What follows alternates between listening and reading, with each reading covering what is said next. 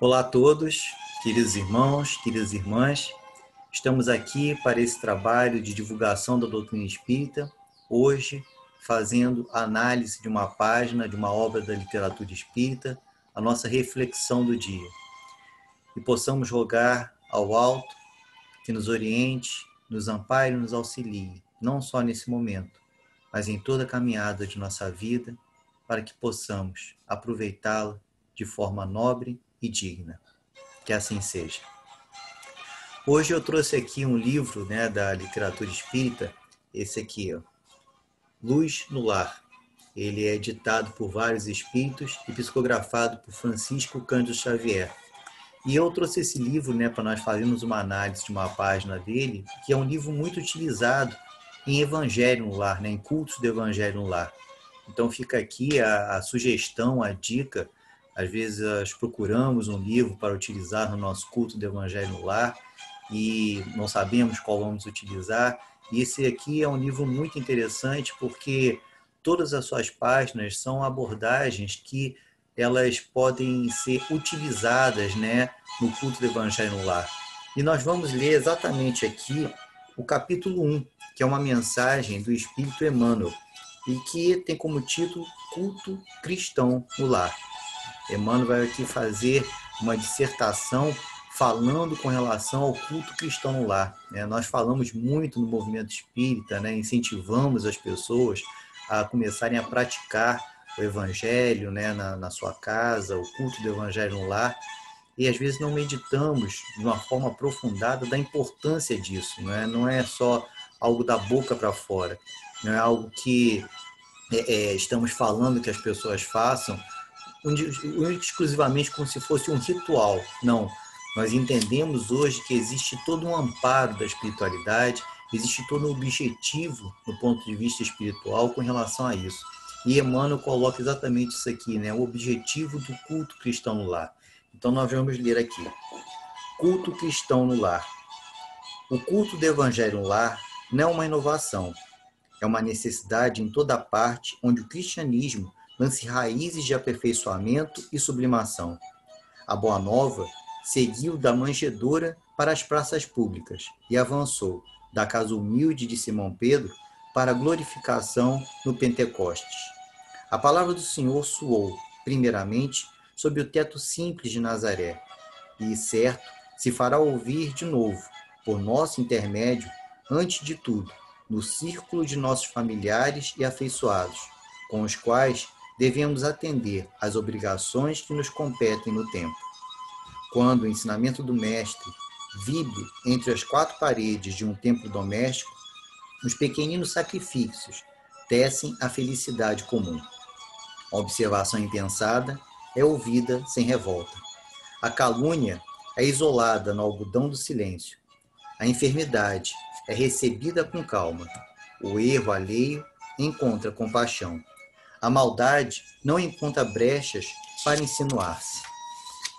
E aí, dentro desse paraíso que alguns já estão edificando, a benefício deles e dos outros, o estímulo é um cântico de solidariedade incessante. A bondade é uma fonte inexaurível de paz e entendimento. A gentileza é a inspiração de todas as horas. O sorriso é a sombra de cada um. E a palavra permanece revestida de luz, vinculada ao amor que o amigo celeste nos legou. Somente depois da experiência evangélica do lar, o coração está realmente habilitado para distribuir o pão divino da Boa Nova, junto da multidão, embora devamos o esclarecimento amigo e o conselho santificante aos companheiros da romagem humana em todas as circunstâncias.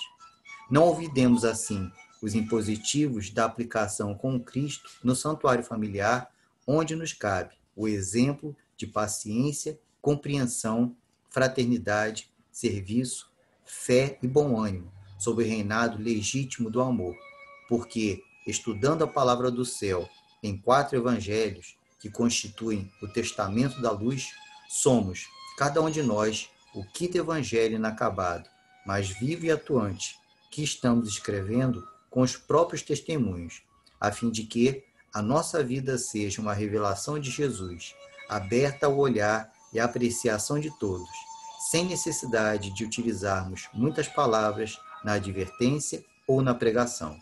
Emmanuel. Emmanuel coloca aqui, né, a importância do Evangelho no Lar como sendo uma ferramenta de estruturação dessa ambiência, né, do momento ali, do círculo familiar.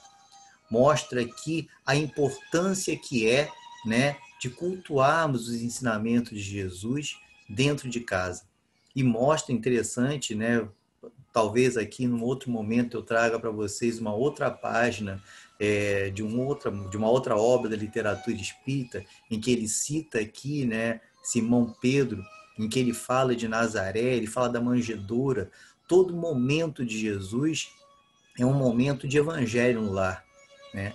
Adquiriu-se o hábito regularmente de à casa de Simão Pedro, no final da tarde, princípio da noite, depois, né, dos momentos de pregação, de divulgação do evangelho, ali na casa de Simão Pedro se reuniam Jesus, os discípulos, aqueles mais íntimos, e se falava, se conversava sobre as questões do dia a dia. E Jesus sempre trazia ali um esclarecimento. No livro de Neio Lúcio, Jesus no Lar, exatamente ele coloca isso e mostra ali que ali nascia o culto do Evangelho no Lar. Então é o momento em que nós temos a oportunidade de conversar com o outro, a oportunidade de meditar no Evangelho de Jesus na nossa vida, no dia a dia, no ambiente familiar, fazendo com que nós venhamos a nos reformular. É interessante as colocações que Emmanuel faz aqui, né? Quando ele mostra para nós que o culto do Evangelho no Lar, a prática do Evangelho no Lar, desse momento em que a família se reúne, faz ali uma leitura rápida, uma análise do Evangelho e busca aprender com o Evangelho de Jesus, o quanto contribui naquele ambiente doméstico a um equilíbrio pessoal e um equilíbrio coletivo.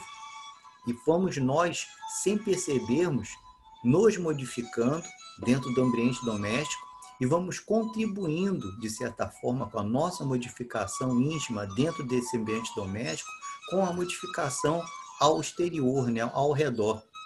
Porque começamos, né, nesse convívio familiar, nessa conversa familiar, sem cobranças, sem queixumes, sem julgamentos, mas no objetivo em que todos que ali se encontram realmente buscarem aprender, buscarem a perceber a importância dos ensinamentos do Evangelho para si próprio, trazendo num ambiente um equilíbrio, trazendo para dentro de si um equilíbrio, contribui de uma forma grandiosa para que nós possamos nos modificar e possamos modificar o nosso ambiente.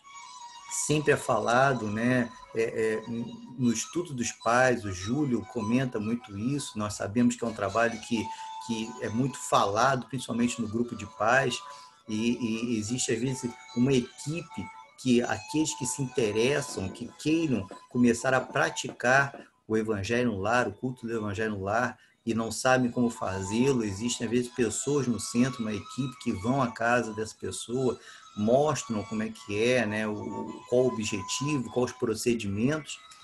Para quê? Para que nós venhamos a perceber que é importantíssimo a esse núcleo familiar começarem desde cedo a fazerem, né, essa meditação da palavra de Jesus, do ensinamento de Jesus, botarem ali as crianças, né, independente se elas, às vezes, na sua infantilidade, estão um pouco agitadas, começarem, nesse momento, a orientá-las com relação a ter aquele instante como um instante de calma, de apaziguamento, de equilíbrio, né? De você ouvir a musiquinha, vamos ouvir a musiquinha, né? Vamos agora conversar com Jesus. Então, é uma forma de você estimular no núcleo familiar ter Jesus em sua casa, efetivamente falando, porque entendemos que cria uma ambiência vibracional diferenciada na casa, principalmente com o passar do tempo. Você vai percebendo uma modificação nesse ambiente, Então é muito importante isso. E o quanto contribui na nossa mudança, quando ele fala aqui, ó, a observação impensada é ouvida sem revolta. A calúnia é isolada no algodão do silêncio. A enfermidade é recebida com calma. O erro alheio encontra compaixão. A maldade não encontra brechas para insinuar-se.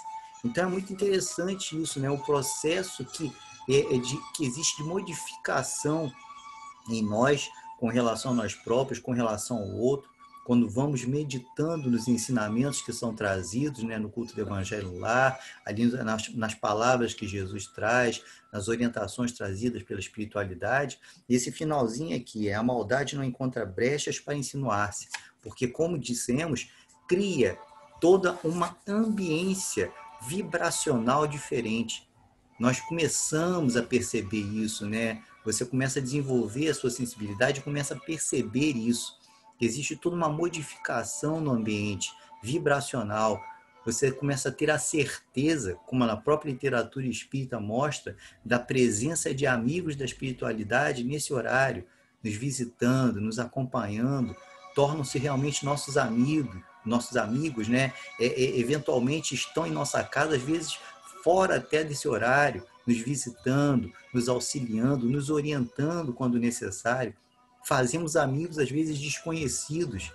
Espíritos são levados à nossa casa para participarem no primeiro momento, né, desse evangelho no lar e sentem essa vibração, sentem esse bem-estar, começam a se modificar, começam a criar conosco um laço de afinidade, de amizade, regularmente começam a vir à nossa casa.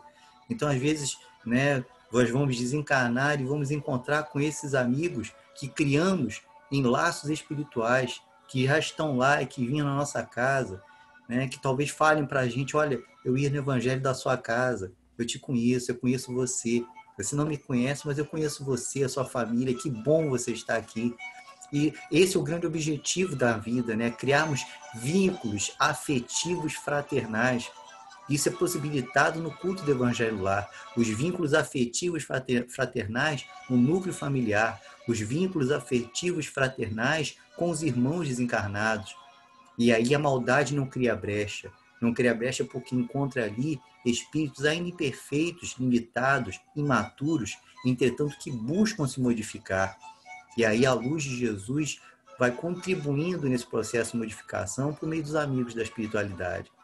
Então possamos nós, né, fazer da prática do Evangelho no lar algo que seja intenso na nossa vida.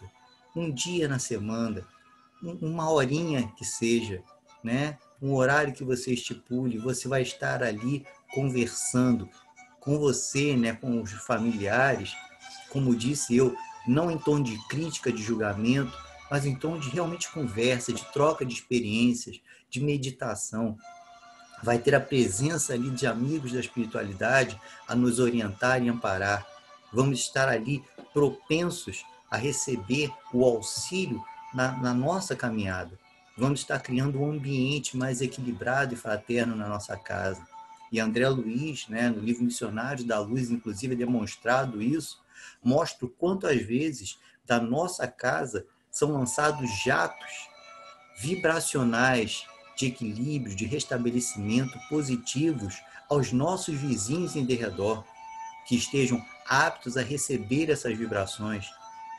É retratado isso nessa obra do André Luiz fantástica, Missionários da Luz, como o Evangelho no lar tem ali a presença dos amigos da espiritualidade, a modificação da atmosfera vibracional da casa e essa atmosfera vibracional da casa contribuindo nas casas ao derredor que estejam propensas e aptas a recebê-las. Então vamos praticar o culto do Evangelho no lar. Fica aqui novamente, né, a sugestão do livro Luz no Lar, Francisco Cano Xavier, ditado por vários espíritos. Nós lemos aqui o capítulo 1, Culto Cristão no Lar, uma mensagem de Emmanuel, e tem outras fantásticas aqui. E vamos começar a fazer do culto cristão no lar uma prática também nas nossas vidas. Que haverá um grande beneficiado em tudo isso. Nós próprios, nossa família, nossa casa. Porque quem tem Jesus dentro do lar, quem tem o seu evangelho a lhe guiar, encontra um caminho mais seguro, frente às necessidades e dificuldades da vida. Muito obrigado pela atenção de todos e muita paz.